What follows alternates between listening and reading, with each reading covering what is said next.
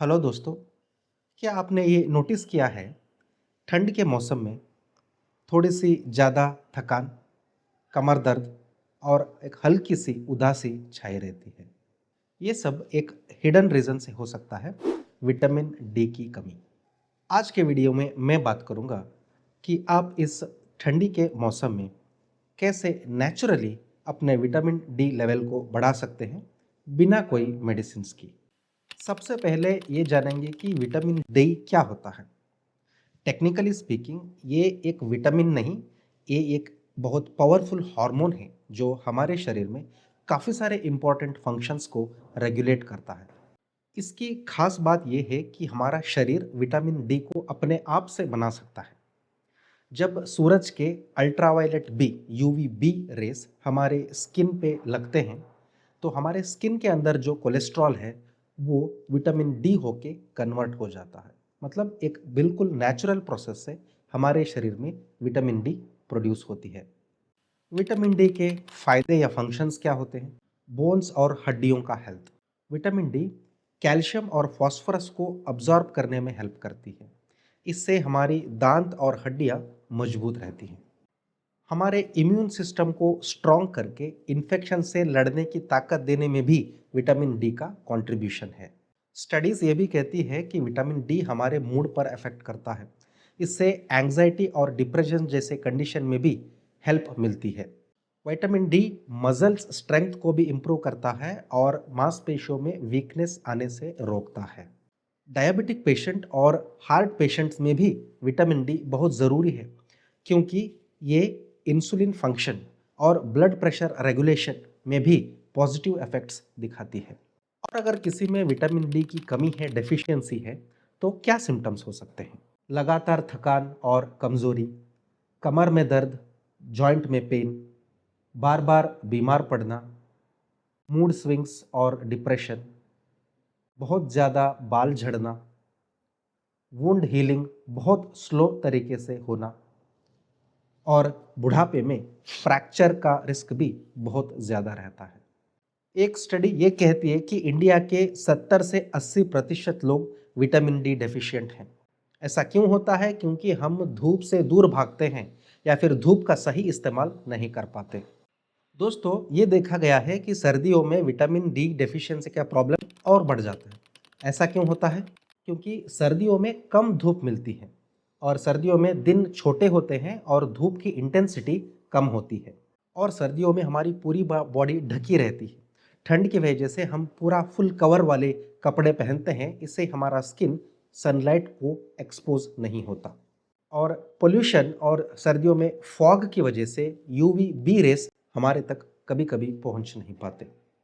Vitamin D naturally लेने का सबसे अच्छा तरीका है सनलाइट से लेना, और इसके लिए कुछ गाइडलाइंस हमें फॉलो करनी चाहिए।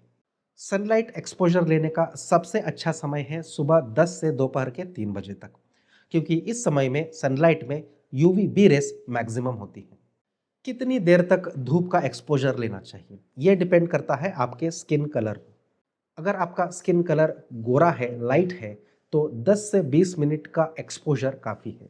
लेकिन अगर आपका स्किन कलर डार्क है तो आपको 30 से 40 मिनट तक का एक्सपोजर ज़रूरी है, और हफ्ते में ऐसे कम से कम 4 दिन एक्सपोजर लेना आवश्यक है। एक और सवाल है, बॉडी के कौन से पार्ट्स को एक्सपोज करना चाहिए ताकि हमें मैक्सिमम बेनिफिट मिले? आर्म्स, लेग्स, फेस और बैक को डायरेक्ट सनलाइट लेना बहुत अच्छी है। बेली और बैक को एक्सपोज करने से सबसे ज़्यादा विटामिन डी प्रोडक्शन होती है। तो अगर आप जल्दी में है तो 5 मिनट ये नेवल एरिया और 5 मिनट बैक एक्सपोजर करने से काफ़ी मात्रा में विटामिन डी मिल सकती है। कुछ इम्पॉर्टेंट टिप्स, आपको इस सन एक्सपोजर के दौरान सनस्क्रीन नहीं लगाना है। अगर सनस्क्रीन लगाते हैं तो यूवी बी किरणें अंदर नहीं जा पाती और विटामिन डी प्रोडक्शन नहीं हो पाती है। मेरा ये सजेशन है कि आप 1 या 2 ग्लास पानी पी के धूप में जाएं, और इसके बाद अगर आपको थोड़ी सी स्वेट आती है तो समझिए कि आपका काम हो गया है और आप अच्छी मात्रा में विटामिन डी पा रहे हैं।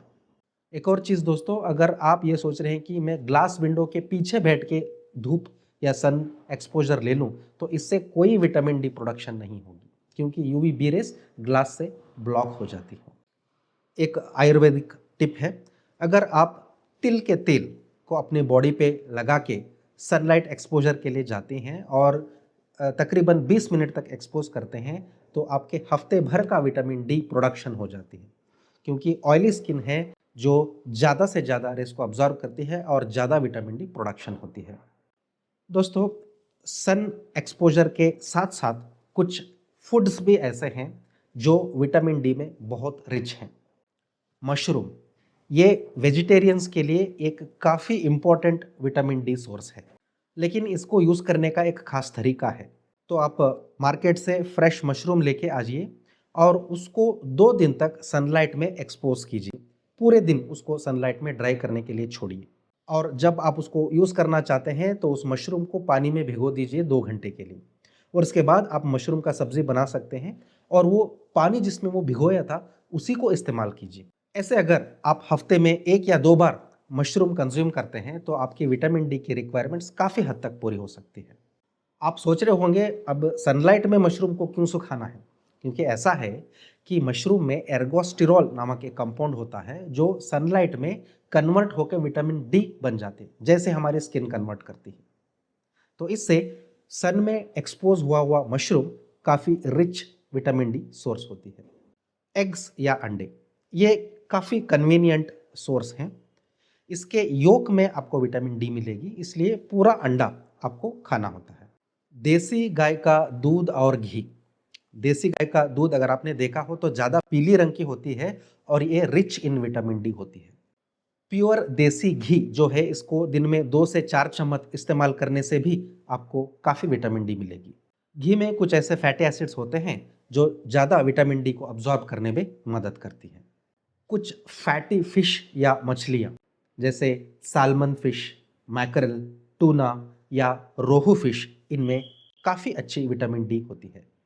दही और बटर मिल्क, रोज़ाना इनका इस्तेमाल करें। लंच में आप दही का या फिर रायते का इस्तेमाल ज़रूर करें। फोर्टिफाइड फूड्स मतलब जिनमें पहले से विटामिन डी को ऐड किया गया है। आजकल बहुत सारे ब्रेकफास्ट सीरियल्स, सोया मिल्क, कव मिल्क में विटामिन डी ऐड किया जाता है, तो इसको आप अपने डाइट में यूज़ कर सकते हैं।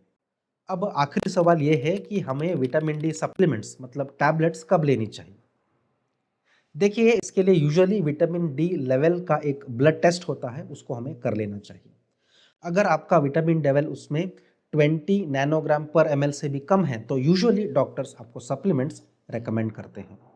कॉमन ऑप्शंस हैं जैसे विटामिन डी 3 टैबलेट्स, इसमें 1000 से 2000 इंटरनेशनल यूनिट्स डेली प्रिस्क्राइब किया जाता है, या फिर कुछ वीकली सैचेट्स में आते हैं जिसमें 60,000 इंटरनेशनल यूनिट्स रहते हैं कुछ हफ्तों के लिए।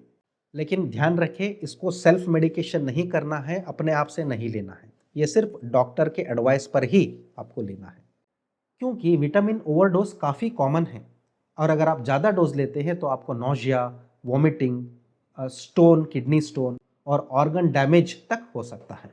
याद रखिए, अगर आपका फूड और लाइफस्टाइल सही है तो मेडिसिन की कोई ज़रूरत नहीं होगी। तो पिल्स को छोड़ दीजिए और नेचर को अपना लीजिए। सूरज हमारे सबसे बड़े डॉक्टर हैं और उससे दोस्ती कीजिए। अगर आपको ये वीडियो पसंद आई है तो इसको लाइक कीजिए और शेयर कीजिए अपने दोस्त और फैमिलियों में। हमारे चैनल को सब्सक्राइब कीजिए और बेल आइकॉन दबाइए। हमें कमेंट सेक्शन में बताएं कि आप विटामिन डी पाने के लिए क्या क्या करते हैं। मिलते हैं अगले वीडियो में, तब तक take care, stay healthy, stay happy.